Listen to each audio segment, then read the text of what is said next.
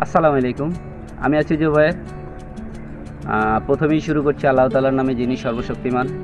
আমি একটি চ্যালেঞ্জ নিয়েছি। চ্যালেঞ্জটি হচ্ছে গিয়ে বাংলাদেশের 64টি জেলায় 3,34,125টি মসজিদ আছে।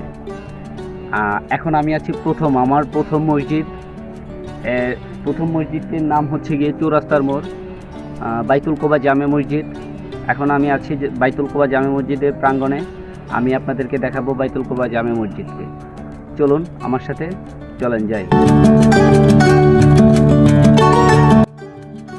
বাইতুল কোবা জামে মসজিদটি 2 নং ওয়ার্ড, হাসানগঞ্জ, ওসমানগঞ্জ ইউনিয়ন, চরপেশন থানা, জেলা ভোলা অবস্থিত। মসজিদটি 2005 সালে কাদের মুন্সি নামক একজন ইমাম এই মসজিদটি স্থাপনা করেছেন। প্রথমে মসজিদটি তার নিজস্ব সম্পত্তির উপর থাকলেও পরবর্তীতে পাটোয়ারি বাড়ির সম্পত্তি দানের মাধ্যমে এই মসজিদটি এইখানে স্থাপিত হয়। মসজিদটির কোনো গম্বুজ নেই, কিন্তু 3 তলা বিশিষ্ট একটি মিনার আছে। মসজিদটি 16 একর জায়গার উপর স্থাপিত করা হয়েছে। আমি আছি এখন মসজিদটির মূল ফটক দিয়ে প্রাঙ্গণে প্রবেশ করলাম।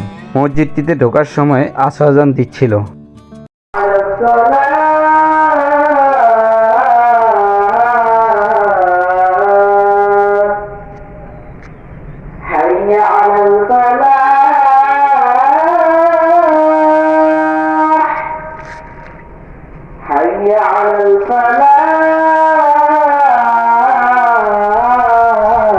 মসজিদটির ওযুখানায় 24 জন ওযু করার মতো স্থান রয়েছে। আমি আছি এখন মসজিদটির ঈদগাহ ময়দানে। ছোট আকারে একটি ঈদগাহ ময়দান আছে মসজিদটির সামনে। আমি এখন ঢুকবো মসজিদটির মেন গেট দিয়ে ভিতরের দিকে। আস্তে আস্তে দেখাবো আপনাদের মসজিদটির ভিতরের অংশটা।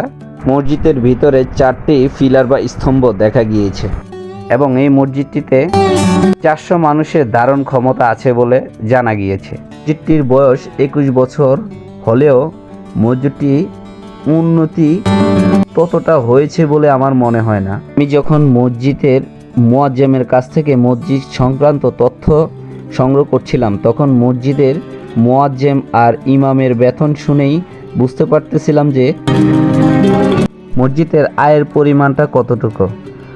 আমি এখন যাব মসজিদের সামনের অংশটায়, নিমঘরের দিকে এখন যাব, দেখাবো আপনাদের।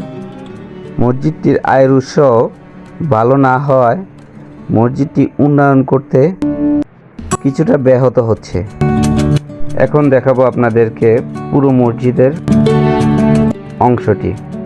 অর্থ সংকট থাকার কারণে মসজিদে পর্যাপ্ত ফ্যানের অভাব। আল্লাহ হাফেজ, আসসালামু আলাইকুম।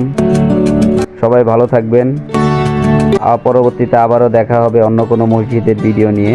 আমাকে ফলো এবং সাবস্ক্রাইব করে আমার সাথে থাকুন।